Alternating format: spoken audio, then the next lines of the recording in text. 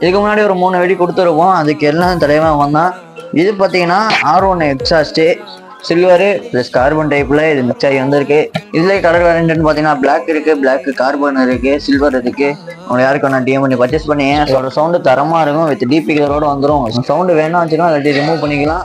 All over India plus shipping அவைலபிளா இருக்கு. எல்லா வண்டியும் நம்ம யூனிவர்ஸ்ல ஃபிக்ஸ் பண்ணிக்கலாம். உங்களை யாருக்கு வேணா டிஎம் பண்ணி பர்ச்சேஸ் பண்ணீங்க, நம்ம ஸ்கிரீன்ல கொடுத்துருக்கேன்.